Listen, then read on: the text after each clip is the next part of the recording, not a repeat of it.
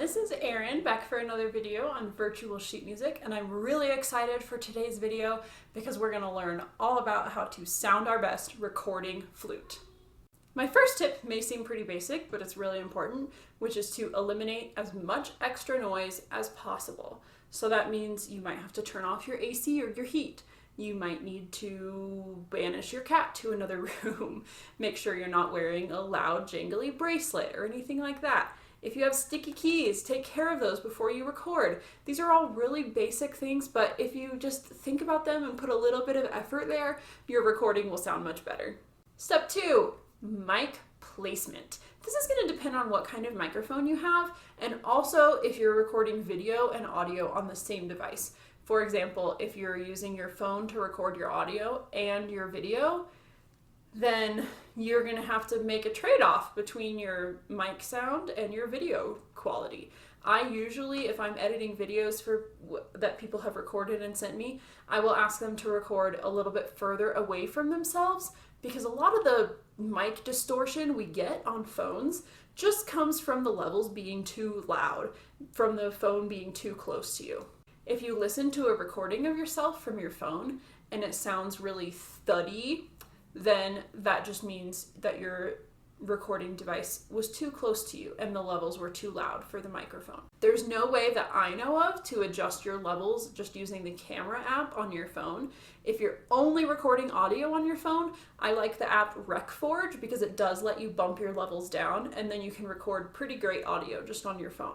If you have a separate microphone, the best place for most kinds of microphones to place for flute is about 2 feet in front of you, about halfway down the body of the flute, so somewhere around your G sharp key, and ideally it's a little bit above you and angled down.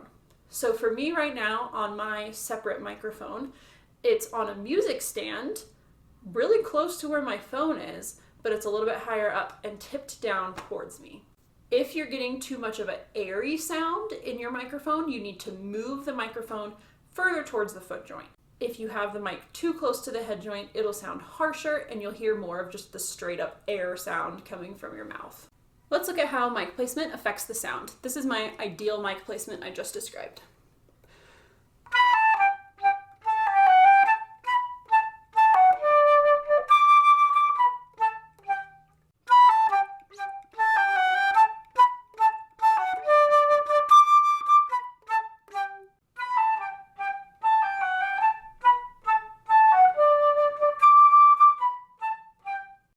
Factor in your room acoustics too. If you're in a really boomy room, it might need to be closer to you, or if you're in a drier room, you can place it further away. For piccolo, the microphone should be further away from you, and for low flutes, it should be a little bit closer. Now, if you're going to invest in a microphone, what the heck should you get? I know, it's like completely overwhelming. Before COVID, I took some sound recording classes at my local library, which were super helpful. I haven't invested in all of the technology that I could have after that class because it does get really expensive really quickly. But I did get a blue Snowball ice microphone. This is super cheap. It's $40-50. That's like as cheap as a decent microphone gets. It looks like this, comes with a little stand. And until now, the audio you had been hearing was from this, but since I'm holding it, it would sound really weird. But this is a great little microphone. Now I'll play a scale one time, but you'll hear it twice. Once from my phone microphone and once from my blue Snowball ice microphone.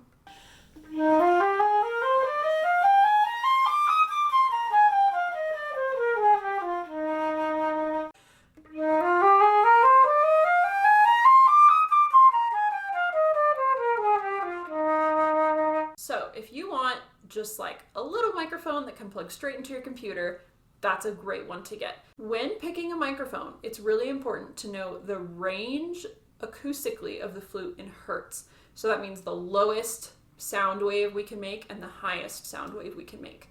The flute's going to go from about 200 hertz to about 12,000 hertz.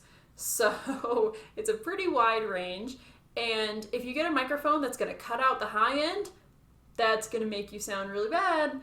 For flute, if you're like going to go all out, a ribbon microphone is wonderful. They will give you a really nice, full, dark sound that's probably the closest to what hearing a flute in person would sound like, but they're quite expensive and they're some of the most fragile microphones. So only go for a ribbon microphone if you're super serious about this. The Aventone CR14 is a really great ribbon microphone for flute. A condenser microphone will be great for most people, but it will have a little bit brighter sound than a ribbon microphone would. If you're doing a recording where you move around a lot, they do make condenser microphones that clip onto the flute. Those will definitely pick up more of like the key sounds and everything, but if you're a very dynamic performer who moves around a lot and you can't be tied to a microphone, that's a great option. The Audix ADX10-FLP is a great clip-on condenser microphone. The Neumann TLM193 is a good option for a condenser microphone that you would put on a stand. If you get a ribbon or a condenser microphone, you will also probably need to get an audio interface to be able to plug them into your computer. They're not just gonna have a USB, it's gonna be like a microphone end of the cord. So make sure you also factor that into your budget when you're looking at microphones. Once you have a microphone that can talk to your computer easily, Audacity is a really great software to learn.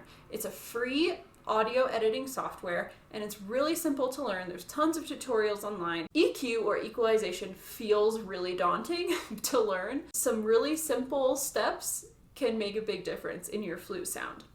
You can add warmth and fullness to your sound if you feel like that didn't get picked up in the recording with a little boost from around 500 hertz to 2K hertz. And if it's excessively breathy, you can cut it a little bit in the 5 to 6 kilohertz range to get rid of that breathiness. Anytime you're editing sound, use headphones.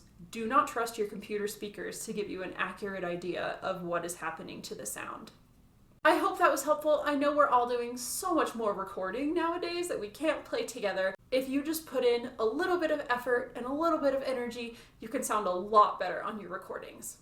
Thanks for watching. I'll see you in the next video. Bye!